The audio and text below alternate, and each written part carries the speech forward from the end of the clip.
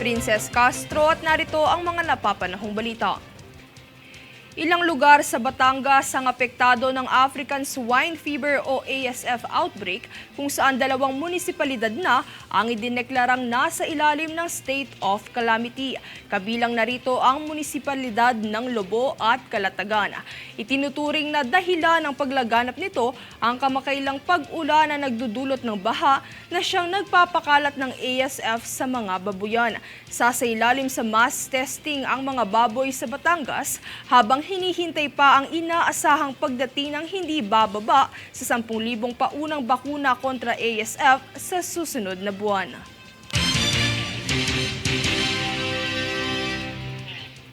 Sa iba pang ulat, inaresto ng Bureau of Immigration o BI ang dayuhang Koreano sa Pampanga bunsod ng paglabag sa copyright law ng South Korea. Ang arestado ay kinilala bilang si Kim Jong-sik dahil sa kanyang iligal na paggamit ng mga palabas mula Seoul, South Korea sa isang video streaming platform. Sa kasalukuyan, nakadetina si Kim sa BI Custodial Facility ng Camp Bagong Diwa para sa kanyang nalalabing deportasyon. Samantala, napabilang na rin si Kim sa listahan ng blacklist at hindi na maaari pang makabalik ng bansa.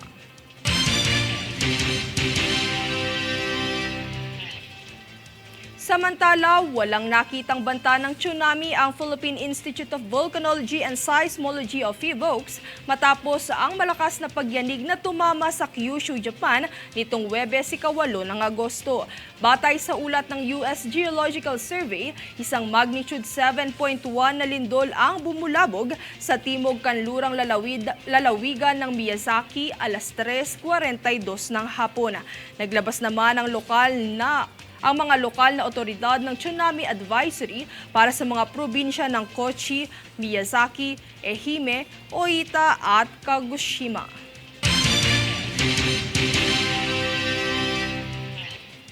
Kami ang boses ng pagbabago. Ako si Princess Castro at ito ang News Force. Sa ulo ng mga balita, Pilipinas ligtas sa banta ng tsunami matapos ang magnitude 7.1 na lindol sa Japan. ASF outbreak idineklara sa Batangas. Bakuna inaasahan pa sa Setyembre. Court of Appeals nag-issue ng freeze order laban sa mga ari-arian ni Apollo Kibuloy. Smartmatic tinuturong konektado sa likod ng offshore account ni Comelec Chair Garcia. Aga Party List Representative Nicanor Briones nais isulong ang pagsugpo sa agri-smuggled goods. Olympian weightlifter Elrin Ando naitala ang kanyang personal best, itinanghal sa ika-6 na pwesto. Patas at pantay na balita, komprehensibong ulat para sa pulso ng masa. Ito ang News Force.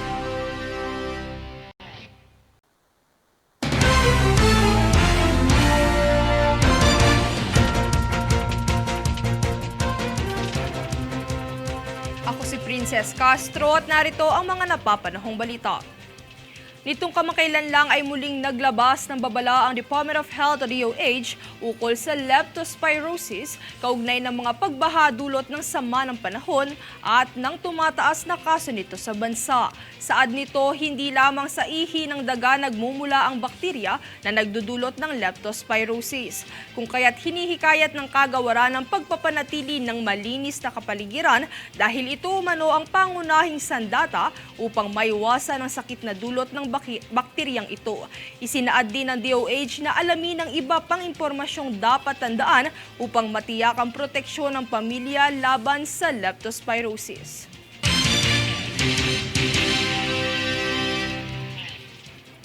Pekeng Philippine Visa. Yan ang isa na namang modus ng mga dayuhan sa bansa upang makalabas-pasok ng walang sapat at legal na dokumentong kinakailangan ng pamahalaan. Dahil dito, binabalak ng Bureau of Immigration o BI na gumawa ng aksyon sa paglipanan nito. Ang buong istorya alamin kay Jade Buhoy. Arestado sa Clark, Pampanga ang dayuhang Canadian bunsod ng kanyang pagpresenta ng Pekeng Philippine Visa. Ayon kay Bureau of Immigration o BI Commissioner Norman Tansinko, ang arestado ay si Nelson Amos na patungong Hong Kong sa kanyang pagpresenta ng visa sa Clark International Airport na pag-alamang peke ito dahil hindi na dedetect ang kanyang ACRI card sa Automated Travel Control System ng kanilang tanggapan. Kasama sa pekeng visa na ipresenta ay ang mga dokumentong di otorisado habang ang kanyang ACRI card number ay mula sa visa ng isang Korean national. Dahil dito, idinita na sa custodial facility ng Camp Bagong Diwa si Amos para sa kanyang nalalabing deportasyon. Samantala, nagbabala naman si Tansinko na ang mga dayuhang masasangkot sa ganitong modus ay mananagot sa batas at magbabayad ng karampatang danyos. Payo naman niya sa mga dayuhang nais magtungo sa bansa, makipag-ugnayan sa tanggapan ng ahensya na maaaring matagpuan sa kanilang official website. Jade Buhoy, nag-uulat para sa One Media Network.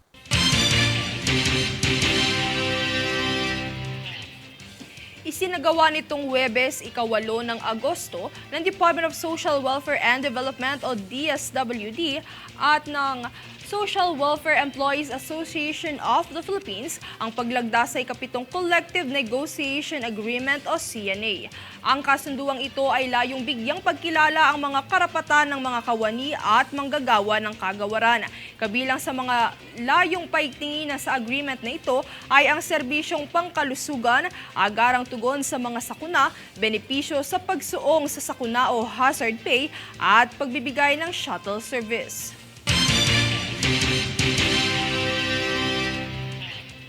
Kami ang boses ng pagbabago. Ako si Princess Castro at ito ang News Force. Sa ulo ng mga balita, Pilipinas ligtas sa banta ng tsunami matapos ang magnitude 7.1 na lindol sa Japan. ASF outbreak idineklara sa Batangas. Bakuna inaasahan pa sa Setyembre. Court of Appeals nag-issue ng freeze order laban sa mga ari-arian ni Apollo Kibuloy. Smartmatic tinuturong konektado sa likod ng offshore account ni Comelec Chair Garcia. Aga Party List Representative Nicanor Briones nais isulong ang pagsugpo sa agri-smuggled goods. Olympian weightlifter Elrin Ando naitala ang kanyang personal best, itinanghal sa ika-6 na pwesto. Patas at pantay na balita, komprehensibong ulat para sa pulso ng masa. Ito ang News Force.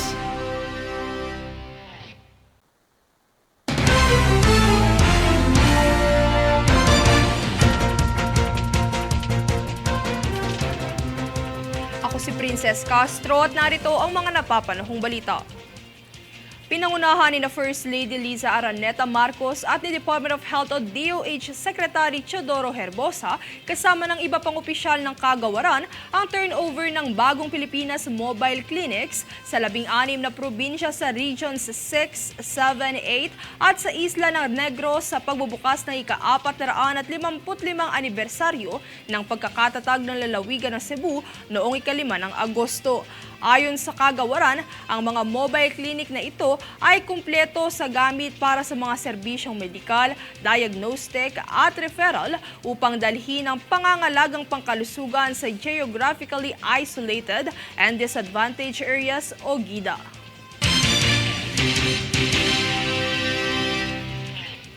Olympic updates. Sa kabila ng podium upset ay buong lakas at determinasyong naiangat ni Olympian weightlifter Elrin Ando ang kaniyang personal best sa women's 59 kg class ng Paris Olympics. Narito ang ulat.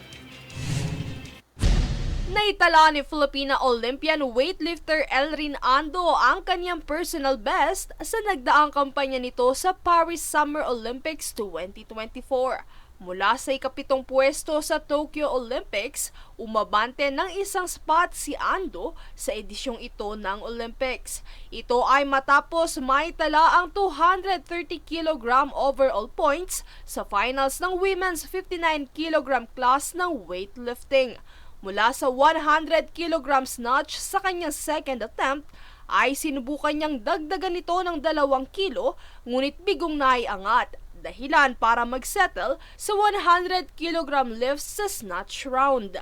Samantala para sa 130 kg lifts sa clean and jerk, matagumpay niya itong nabuhat sa kanyang ikatlong attempt dahilan para makamit ang total na 230 kg lift. Samantala si Ando ang contender na umukupan ng spot ni Olympic gold medalist and weightlifter pride Heidelin Diaz para sa Paris Olympics matapos niya itong daigin sa IWF World Cup 59 kg class sa Thailand meet. Bunsod ng pag-alis ng 53 hanggang 55 kg weight category sa quadrennial competition o Olympics, kinailangang iangat ng 33-year-old Olympian weightlifter ang kanyang kategorya sa 59 kg. Dahil sa weight adjustment, bigong may panalo ni Diaz ang pwesto sa kompetisyon.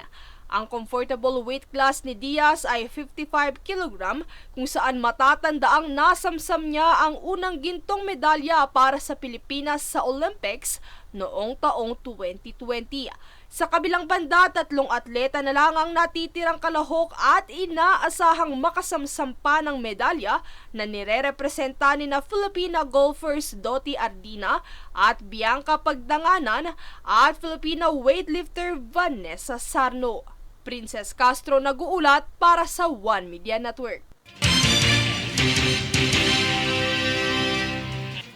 Ginanap ng Philippine National Police o PNP nitong Huwebes ang ika-123 anibersaryo ng serbisyong pulisya sa Camp Krames sa Quezon City. Para sa tema ng selebrasyon ngayong taon, pinangalanan itong Sa Bagong Pilipinas, ang gusto ng pulis, ligtas ka, kung saan tampok ang pangako ng kapulisan na higit pang palakasin ang puwersa at kakayahan sa ilalim ng Bagong Pilipinas campaign.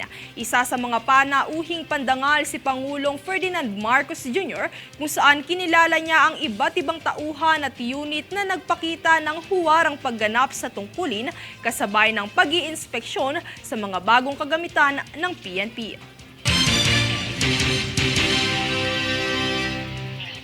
Kami ang boses ng pagbabago. Ako si Princess Castro at ito ang News Force. Sa ulo ng mga balita, Pilipinas ligtas sa banta ng tsunami matapos ang magnitude 7.1 na lindol sa Japan.